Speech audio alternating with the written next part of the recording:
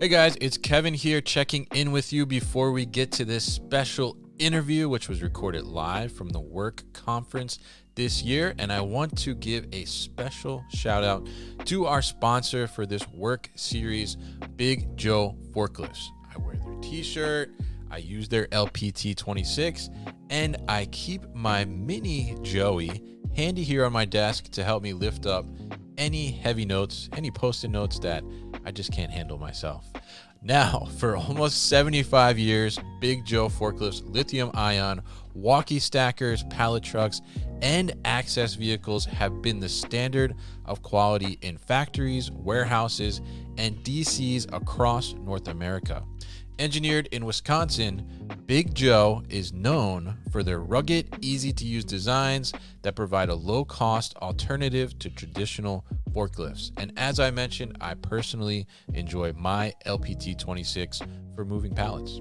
For more product specs and more information, head to BigJoeForklifts.com. That's BigJoeForklifts.com, and I hope you enjoy this episode. Hey, it's Kevin Lawton, and I'm here at the WERC Conference 2024 in Dallas, Texas, recording some podcasts. And on this podcast, I'm going to be joined by Bob DeBusk. He is the head of North America Sales? North American Sales Director, yes. North American Sales Director. And he is with the PIAB Group, which also contains Tawi, who we've had on the podcast quite a while ago. But we're going to get a little bit update on what they're up to, and we're going to talk a little bit about container unloading and how they've kind of solved one of, I would say, typically one of the hardest tasks within the warehouse is to unload containers, and probably one of the most labor intensive as well. So we're going to find out about that solution and how they're kind of addressing that and how that came about. So Bob, it's a pleasure to have you here. How are you? Doing well. Thank you. Appreciate you having me.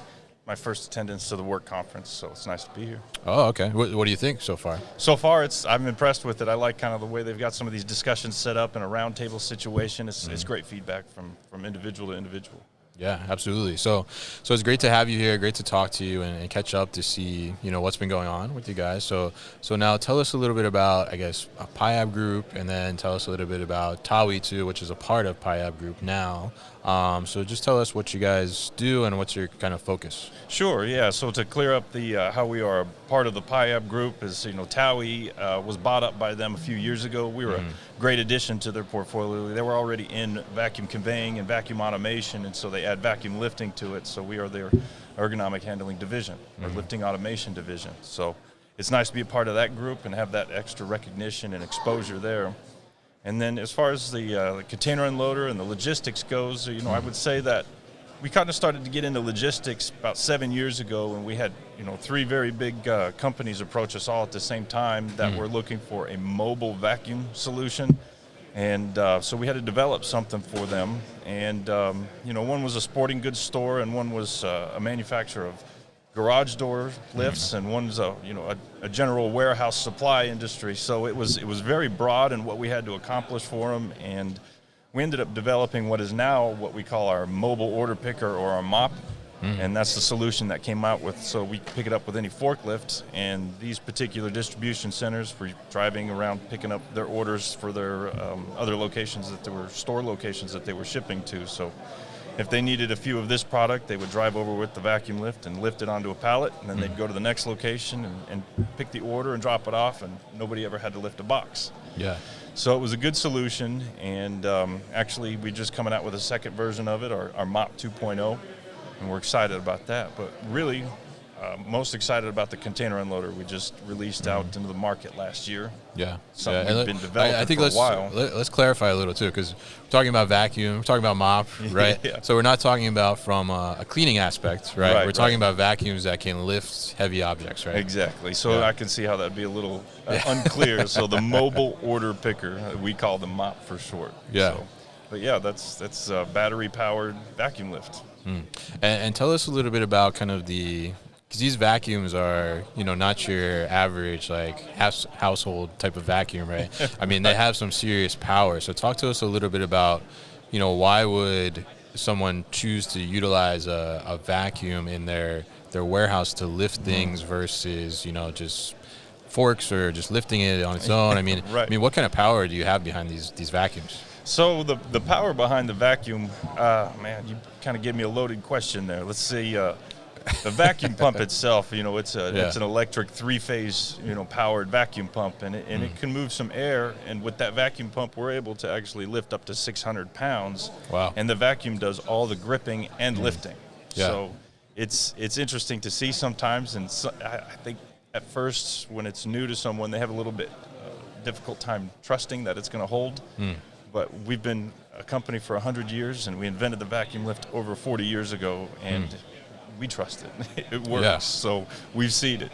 Yeah, absolutely. And I've seen some of the videos too. I've seen it in action at like ProMat and Modex too, the examples, and it is like, I mean, it's kind of effortless in a sense. Like once you get that suction, and it becomes, I guess, weightless to the user. It is. That's a good point to bring up, because Yeah. oftentimes we hear it kind of mislabeled as a lift assist.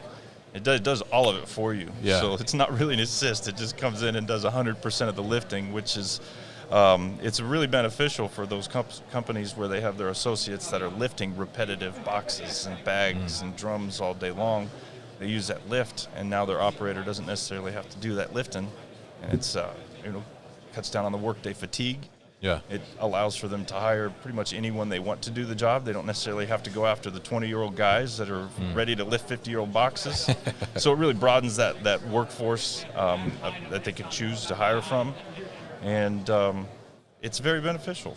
Yeah. We see a lot of out there. Yeah, absolutely. So now you guys have figured out how to harness this vacuum technology within the warehouse to be able to lift things for people, right? And kind of take that burden off their backs, their legs all together, and lifting up, to 600 pounds. I mean, that's just insane to think. I mean, that's like a huge amount, which is such a great thing to be able to do and make that easier. So now you've come to the mobile order picker, right? The MOP and the MOP 2.0. Right. And now you're also focused on container unloading too. So tell us, I guess, how did the evolution of the product kind of come to the container? Sure. Well, traditionally, our vacuum lifts have always been stationary and fixed on a crane and primarily sold into manufacturing.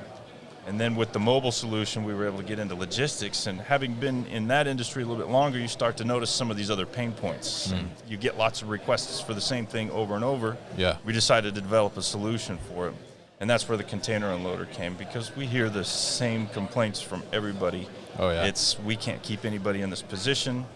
It's labor intensive. We have injuries from people reaching or boxes falling down on them, lift injuries for soft tissue. So with that turnover and the expense that comes with those injuries and how it affects those associates, it's something that needed to be addressed. Yeah. Part of our mission is to help provide solutions where nobody has to lift anything.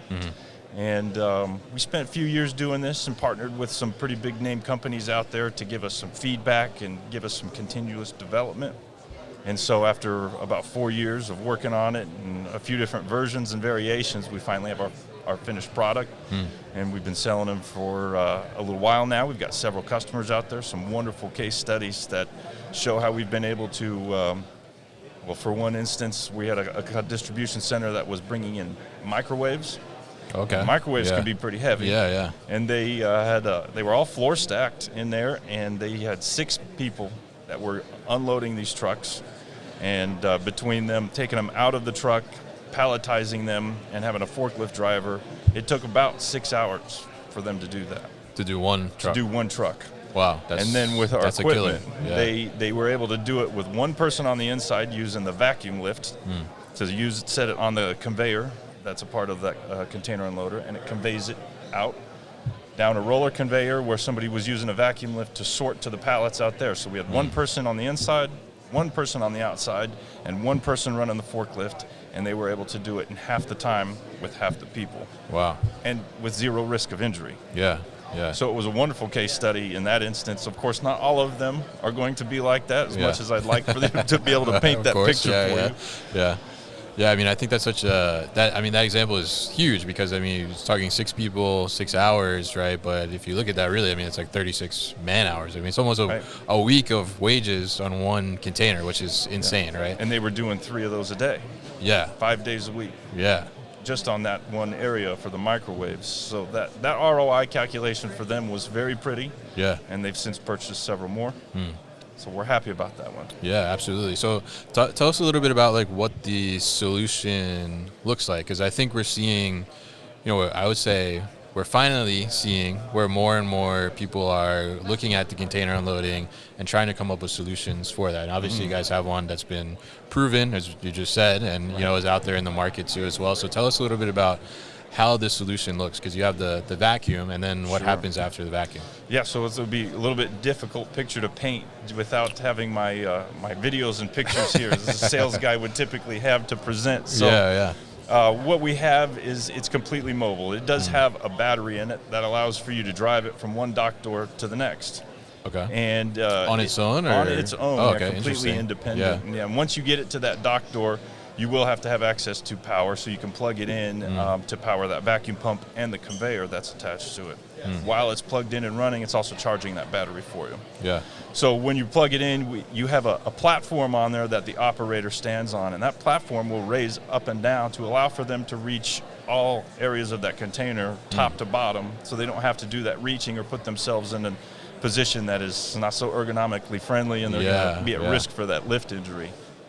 It's big enough to hold 2 operators if they want 2 people on the inside. And then there is a vacuum lift that is there for them to use as an option. And with that vacuum lift, it's got a capacity that go up to 110 pounds. And with that, they're able to pick from all corners of that container and lift the packages and set them on a conveyor that has a 175-pound capacity. It could be up to 36 inches wide and convey these packages out. Oh, okay. And once it goes out there, whether they have a roller conveyor or they decide to get one from us, we catch that roller conveyor on out. And if they want the full solution, we do have portable vacuum lifts, as we talked about already, that we can set up on the outside. And if additional sorting needs to be done, they can then put those packages on the pallets. Forklift driver takes them off. Interesting. So you could have a vacuum on both sides, basically, of the conveyor, the rollers. Yeah. And it's completely mobile, so you can take it from one dock door to the next dock door in just a few seconds. You don't have necessarily something fixed like a lot of the conveyors that you see out there now. You have to have one per dock door. So it gets to be a little bit pricey. Interesting. And so now you mentioned that it goes up and down, right? And I think, if we look at containers, especially floor-loaded containers, the idea from, upstream, right, is like, how can we get as much as possible in that container? We need to cube out that container, maximize that. And, a lot of times there's, I would say, and I'm not saying everybody out there, but, a lot of times there's little thought to how that's going to look from an inbound perspective and an unloading perspective. So you have things that are, placed all the way at the top of the container that are like very tight in there. There's maybe like just a little bit of space in there. So when you utilize the vacuum lift, at that very high spot, right, and say you have to grab a box from the side, is there any risk in doing that?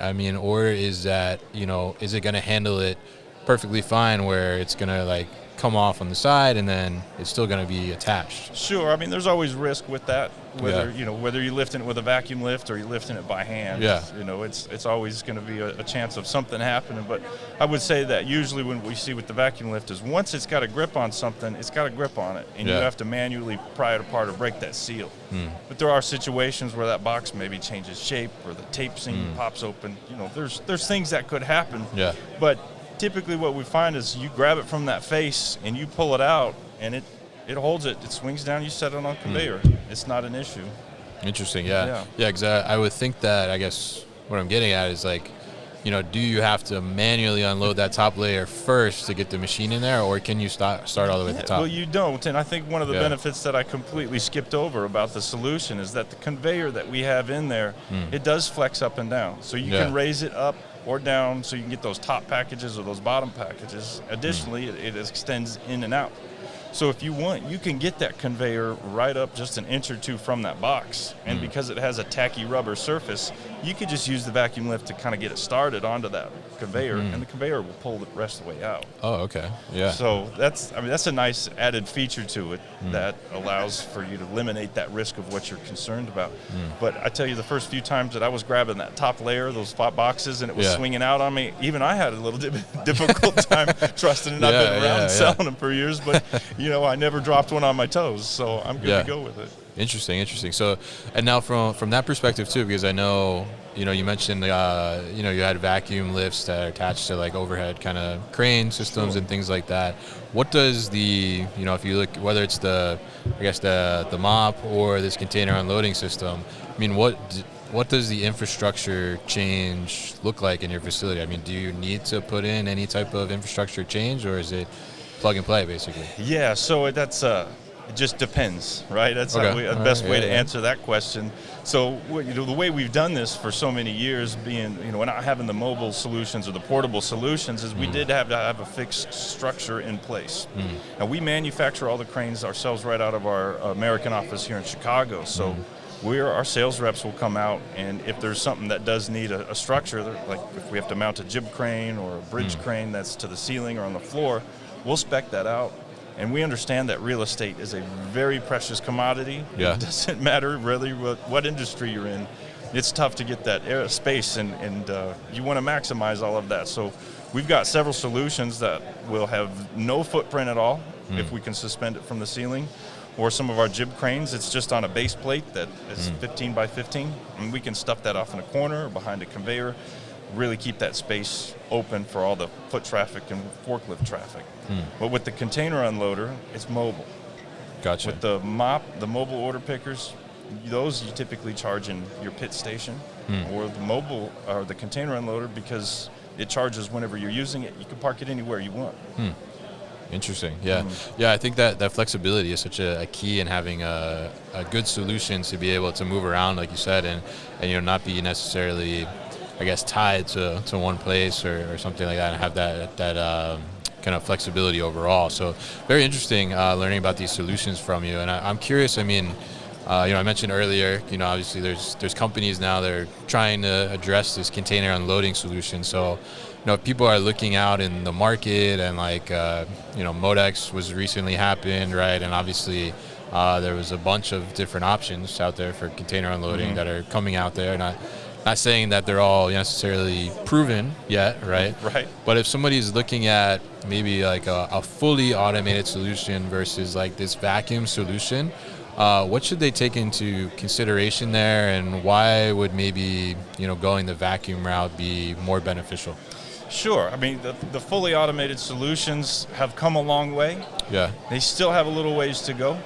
I think they're getting there a lot faster than I was expecting. Yeah. But I think the biggest difference is that TOWIE embraces the human element. So we still need those operators. We're not trying to cut anyone's job. We're trying to make their jobs easier. So they've got that work-life balance, so they're not getting injured on the job or going home with sore back, or their productivity doesn't drop, come Wednesday and Thursday and Friday afternoon, where they really become susceptible because of all that work day and work week fatigue.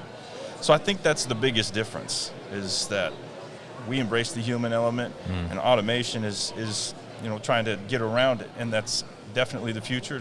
It's necessary. It's where we're going. We're just not quite to that point yet, I don't think. And I think there's still always going to be that need for the injury prevention.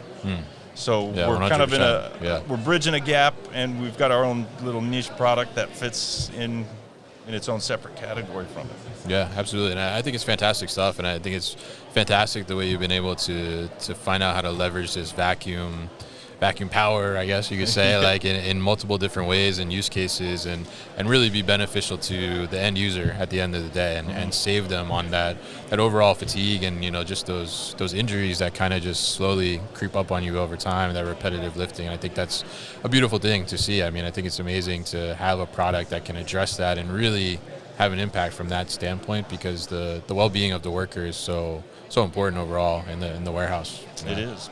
Yeah. Especially with the turnover that so many people find in a job as manually intensive as this. Yeah. If distribution center A is using a container unloader from TOWIE to make the job easier, and all the rest of them on the same road, paying the same but requiring you to do it manually, it's a big difference maker for the employer to help keep that retention rate lower, or higher. So and I can vouch for that 100%. I mean, I used to manage a building where we were doing 6 to 8 containers floor loaded a day unloading, and that was probably our highest turnover spot because people just don't want to do that. After a while, they're like, no, I'm done. I mean, so anything you can do to help alleviate that and takes a lot of that, strenuous activity away, I think is a huge win. So it's been very interesting to learn more about PIAB and the TAWI solution, and especially the container unloading side. So Bob, I appreciate you stopping by here at our table at work and talking to us on the podcast. If people are interested in getting in touch or learning more about the solution, what's the best way to do that? Well, I think the easiest way to be just go to tawi.com. On there, we've got our phone number listed. There's contact forms that they can fill out, and we'll have a sales rep get back in touch with them within 24 hours usually. All right, great. And we'll put all that information at thenewarehouse.com as well, so people can easily find it. So, Bob, thank you once again for chatting with me today. Yeah, thank you much. All right. Hey guys, thank you so much for tuning into today's video here on our YouTube channel, The New Warehouse Podcast, and I appreciate you tuning in. If you liked what you saw, make sure you subscribe to our channel, and if you like this video in particular, make sure you like it as well. And if you want to get this great t-shirt that you see in the video behind me, Warehouses Are Sexy, head to warehousesAreSexy.com and get your own.